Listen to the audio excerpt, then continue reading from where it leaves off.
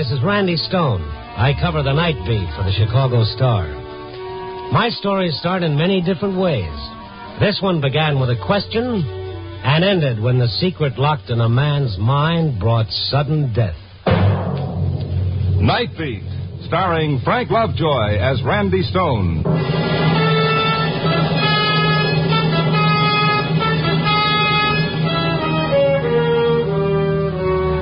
Tonight I had another story to write. Find it somewhere in the 3,000 square miles of Chicago, among the people who are Chicago. People. Ever get the feeling you'd like to forget that word? Close a mental door, snap a psychic lock, and boom, you're alone? Oh, can't do it, pal, because maybe you're people, too. So tonight I watched them again. I wandered south on Western Avenue, crossed Addison, and there was Riverview Park. I walked around there, watching the people hurry themselves from one thing to another, each one trying to catch up with a couple of hours of fun. And then I saw a sign that read, Mentallo, the marvel of the age, knows everything. Admission 25 cents. Okay, I'm a sucker for any man who knows everything and freely admits it. You might even know what makes the world tick, like a time bomb. That'd be worth 2 bits of anybody's money. I went in. Mentallo was in the middle of his act. Battle of Waterloo proper was begun at 11:30 a.m. on June the 17th, 1815. The battle went through 5 distinct phases until the French were routed. That right, lady? Well, yes, it is. It sure is. Now, who's next? Who has the next question? You, sir. You just came in. You seem a little skeptical. Are you talking to me? I am, sir. Maybe you'd like to ask Mentallo a question. Oh, all right. What's the temperature of the sun? Mentallo, the gentleman thinks he's stumped you. The temperature of the visible surface of the sun is about 6,000 degrees centigrade. The interior temperature is estimated at approximately 20 million degrees centigrade. Is that correct, sir? I'll take his word for it. And you can, sir. Now, who's next? Who? I got a question. Very good. Ask it. Mentallo. Yes. What happened? What happened to you on the 15th of last month? What happened? The 15th? Yeah, the 15th. Mentallo. The 15th? Make him get out of here. Get him away. That's all for this show. That's all. Cheer up, folks. Everything's all right. Cheer up. Okay. Mentallo, come on. Let's get out of here. It happened again, Phil. Again? You want a doctor? Huh? Now, look, mister, I said everybody clear out. Yes, I know, but this man collapsed. He looks pretty beat. I said get out. But, okay. And make it fast. Okay. Real fast. So I made it real fast, like the man said. But as I walked through the carnival grounds, that bird brain of mine that just won't let me grow old gracefully started working overtime.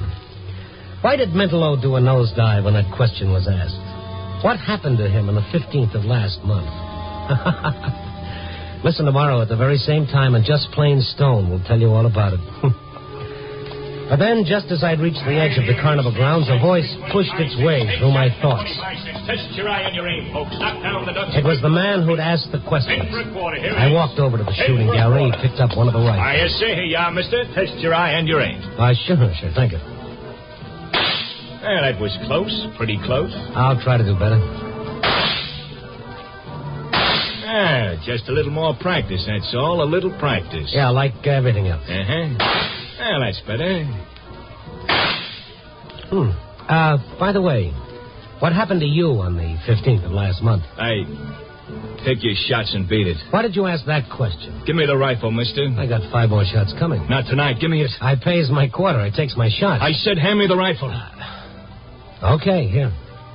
You want to see something? Watch.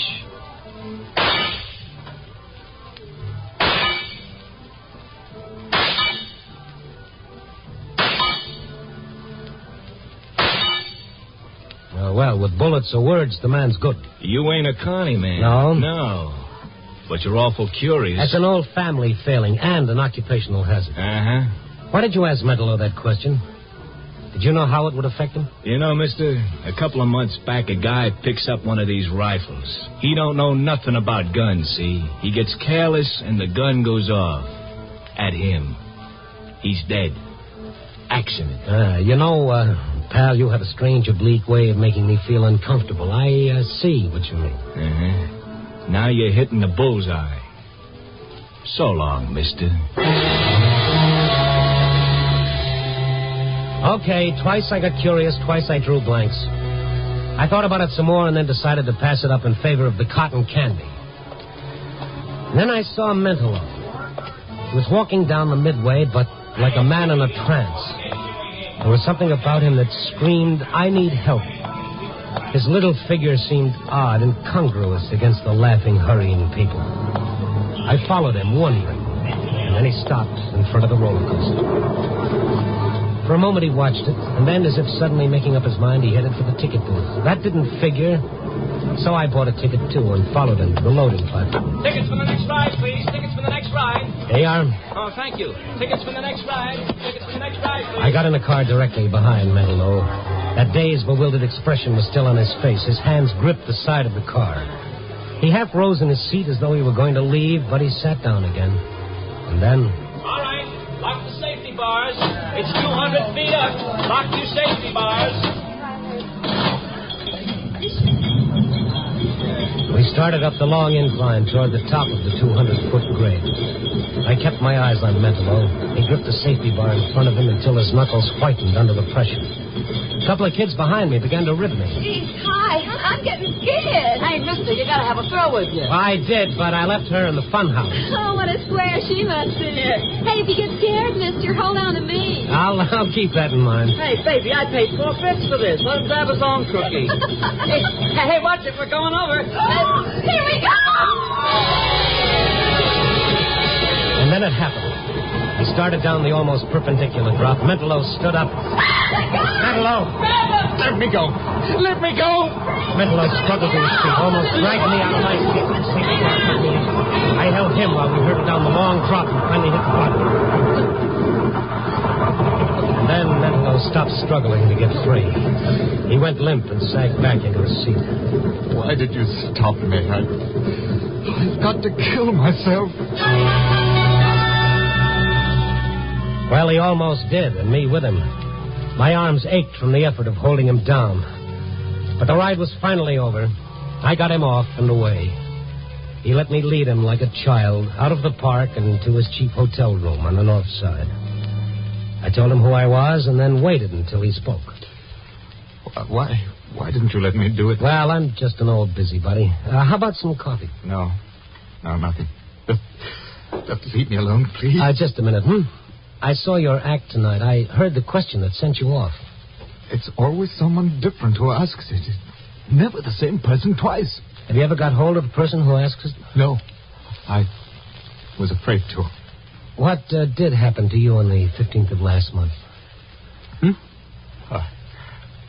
I don't know. Something tells me that I must not remember. I must not. Your act is legitimate, isn't it? Legitimate? Yeah, no fake. No shills to ask questions you're sure to know the answer to. I have a photographic memory, Mr. Stone. I never forget anything. Yet you've forgotten one day of your life. Yes. You don't believe it, do you? Oh, yes, I do. But why did you try to kill yourself? Because I know that if I do remember, I wouldn't be able to stand it. Don't you have any clue at all? Two things. Two things that mean nothing. Well, maybe they do. What are they? Just streamers in the sky and the name Helene. Streamers in the sky and Helene. Who is Helene? I don't know anybody by that name. I don't. I tell you, I don't. All right. Now take it easy, Mentallo. Oh, get out and leave me alone. Get out. Yeah. Get out and leave him alone. Phil. Well, my friend the Barker. Hello.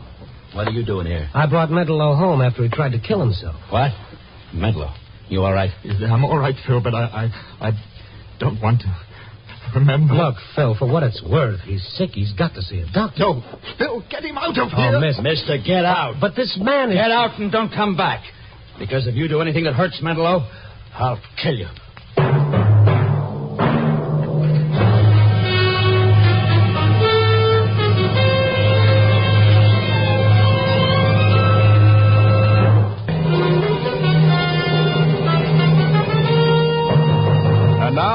to Night Beat and Randy Stone. Like I said before, sometimes you'd like to seal off the rest of the world and forget it. Let 1,000 people die in a flood, we click our tongues and say, how terrible. And that's as far as it goes. But let one kid scratch himself on a nail and 87 people come running with the iodine. The human reality of what happens to a lot of people at once is too big for us. But what happens to one individual is something each of us can get hold of. I don't know, maybe that's what sent me to a friend of mine, a psychiatrist whom I dragged out of bed. But, Randy, what concern is Mentallo of yours? Oh, I don't know, Ken. Why'd you become a psychiatrist? Why? I see what you mean. Okay, you see what I mean. Now, what gives with Mentallo? Self-protection. His mind is protecting him. Whatever happened on the 15th of last month is suppressed. The memory is horrible enough to force a complete blackout. Yeah, but he remembers two things, Ken. Streamers in the sky and the name Helena. What do the streamers mean? Almost anything. This guy's symbol for something else. Yeah, he tried to kill himself tonight. Will he try it again? It's likely. Well, what'll set him off again? Hard telling. Question, object, anything. Was Mentallo upset when you left him? Upset? He was practically hysterical. I'd better go with you. Oh, you're worried too, huh? I'd feel better if I saw him. Let's go.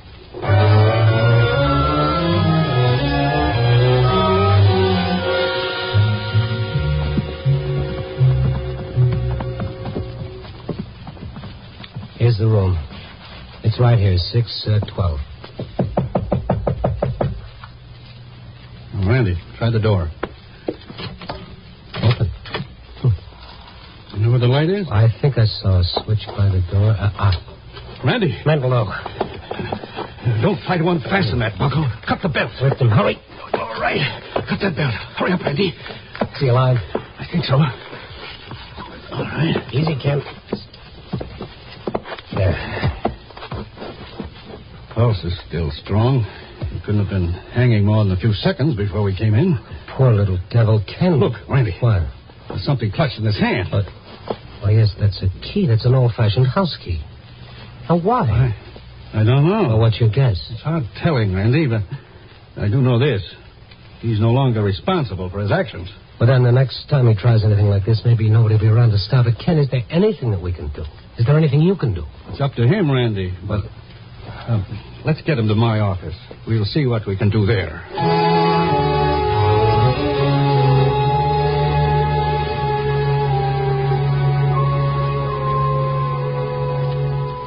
Feeling better, Mentallo? Yes, thank you. You know where you are? No. No, where's Phil? Oh, you're Barker? I don't know. Now listen to me, Mentallo. You tried to hang yourself. Do you remember that? Yes. After Phil left, I felt so hopeless. You had this in your hand, this key. Look at it. I found it in my pocket, and then I knew I had to kill myself. Is it your key? Do you remember what it's for? No. You won't remember that, Randy. Oh. Who are you? He's a friend of mine, and he's a doctor, Mentallo. Well, I don't want to... Now, look, twice tonight you tried to kill yourself. Once is enough to call in the police. No. Oh, don't worry. That's not what we want to do. I want to help you, and the doctor wants to help you. Please believe that. No one can help me because I can't remember, and I must not remember. The police will ask questions when they learn you tried to kill yourself. But it's no business of theirs or yours. Why don't you leave me alone? Why do you care? Oh, that's the same old question asked the same old way, and this time I've run out of answers. Make up one of your own. I don't know. I'm sorry. I believe you do want to help. Yes, we do. Now, look. There'll be no need to call in the police if you'll let us help you. You're sick. Do you know that? You're sick. Let us help you. All right. Good. Now, you trust Mr. Stone, don't you? Yes, I do. All right. You're going to sleep. When you feel this hypodermic needle, start counting backward from 100. Just a little sting. Then start counting backward from 100. Now. Mr. Stone. Mr. Stone. What, Mentallo? You stay near? Oh, yes, I'll stay. Start counting. 99. 99. 98. 95. 90. He knows your voice, Randy. He trusts you. You asked the question. Is it all right? Yes. Mentallo, can you hear me? Yes? It's the 15th of last month. The 15th of last month. Streamers in the sky. What streamers? What are they? Where are they? The Aurora Borealis. The Northern Lights? Yes. Yes. Aurora. I went to Aurora. Aurora, Illinois? Yes. I was there. Now, you're in Aurora. Where did you go there? The house. Yes, I've got to open the door. And the key. Here. Here's the key. Unlock the door. She's going to be here. Helene. Who is Helene? I love her. She loves me. There's the room. The room. All right. All right. Now, you're in the room. What did you do? I waited. Waited for her. And she came in. And then Helene! Helene!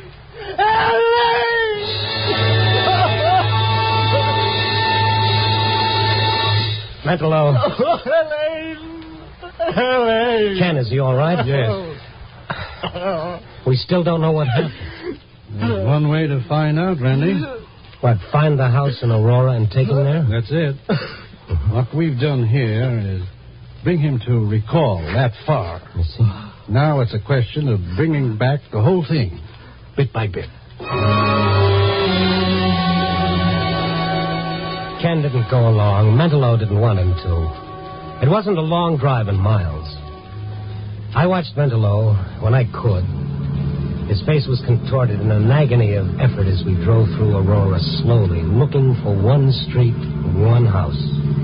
Then... That house. But it's all boarded up. Are you sure, Mentallo? It's that house. All right.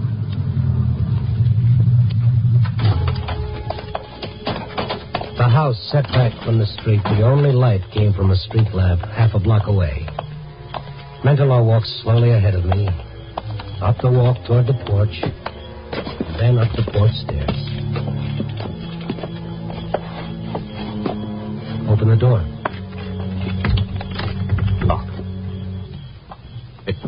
It was locked that day, too. Well, unlock it. You've got the key. Yes, the key. Where's the light switch? No light. All right. We'll use the flashlight. Now, go ahead, Mentallo. Go ahead. But there's no furniture here, Mentallo. This house is vacant. This is her house. I know. There were 3 of us here. 3. This is the room.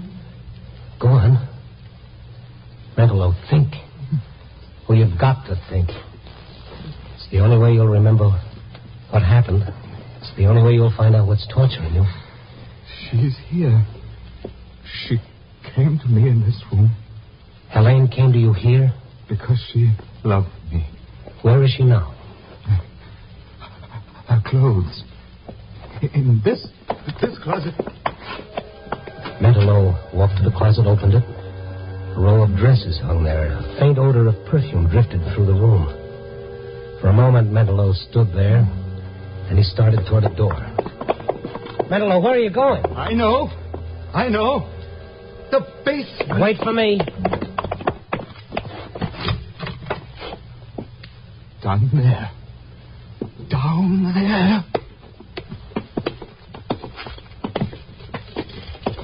There's no one here, Mentallo.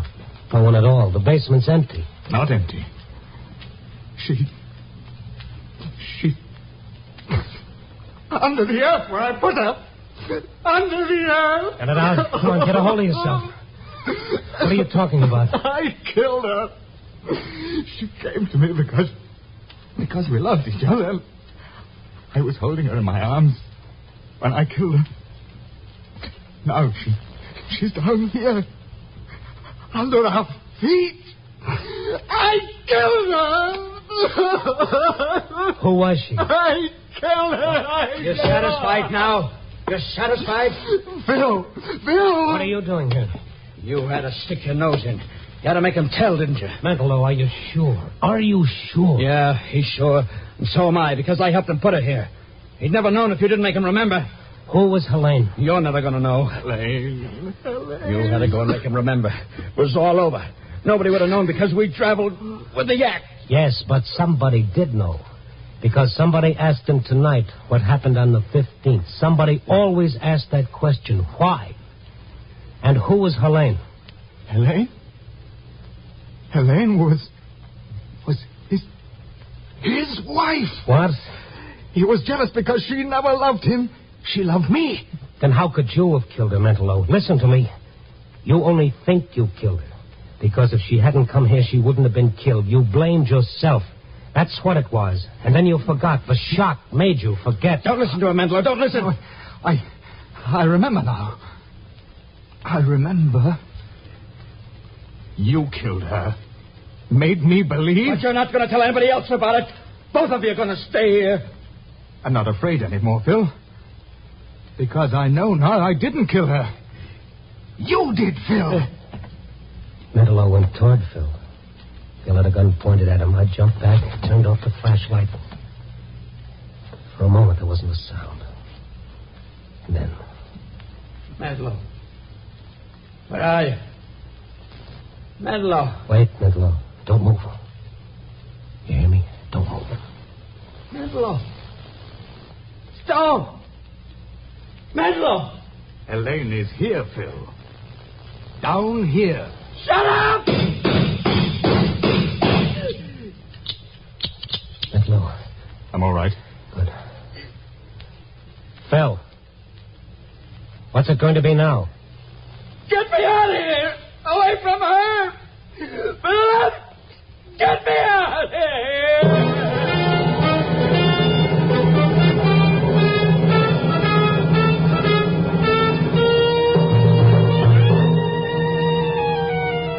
Well, it's almost dawn now. I can go home to my little trundle bed and sleep the day away. Yo-ho-ho, the reporter's life for me. Oh, sure. But anyhow, I got my story. Two men, one whose feelings of guilt forced him to believe he killed the woman he loved, and another man whose feelings of guilt made him a gibbering coward. But where's the moral? That someone always pays for a crime? Sure, but who is guilty? Maybe we should say, what is guilty? What's in that space above our eyes that makes us act the way we do? That makes us people? To louse up Shakespeare, there are more things in the darkness of the mind than are dreamed of in your philosophy, Mr. Stone. Oh, you can call me Randy, pal. Just call me Randy. Copy, boy.